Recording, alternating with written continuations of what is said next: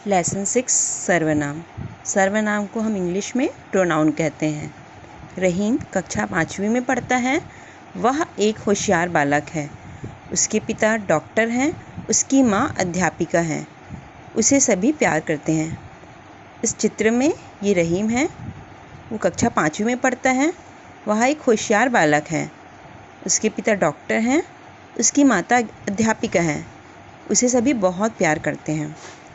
हम इन वाक्यों में बार बार रहीम के नाम का प्रयोग ना करके उसकी जगह उससे संबंधित शब्दों का प्रयोग कर रहे हैं, क्योंकि रहीम रहीम कहना बार बार अटपटा सा लगता है। तो उसकी जगह हम वह, उसके, उसकी, उसे इन शब्दों को प्रयोग कर रहे हैं। तो संज्ञा की जगह पे रहीम संज्ञा शब्द है। उसकी जगह पे हम जिन शब्दों का प्रयोग करते हैं उसे सर्वनाम कहते हैं। सर्वनाम अर्थात सर्व प्लस नाम, यानी सबके लिए नाम। इसका डेफिनेशन है, जो शब्द संज्ञा के स्थान पर प्रयोग किए जाते हैं वे सर्वनाम कहलाते हैं। सर्वनाम के भेद।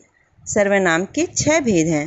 पहला पुरुषवाचक सर्वनाम, दूसरा निश्चयवाचक सर्वनाम, तीसरा अनिश्चयवाचक सर्वनाम, चौथा प्रश्नवाचक सर्वनाम, पांचवा संबंधवाचक सर्वनाम और छठवां निजवाचक सर्वनाम। आइए अब इनको एक एक करके हम देखते हैं।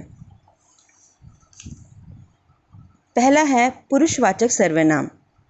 बोलने वाले, सुनने वाले और अन्य व्यक्ति के लिए आए सर्वनाम को पुरुषवाचक सर्वनाम कहते हैं।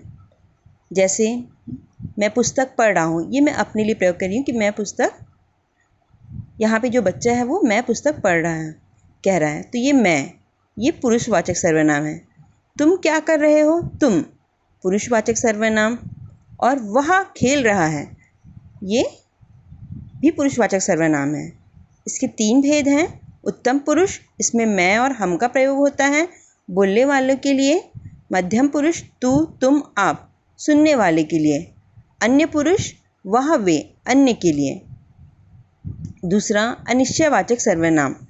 पास या दूर की किसी निश्चित वस्तु या प्राणी की ओर संकेत करने वाले के लिए जिस सर्वनाम का प्रयोग किया जाता है उसे निश्चयवाचक सर्वनाम कहते हैं।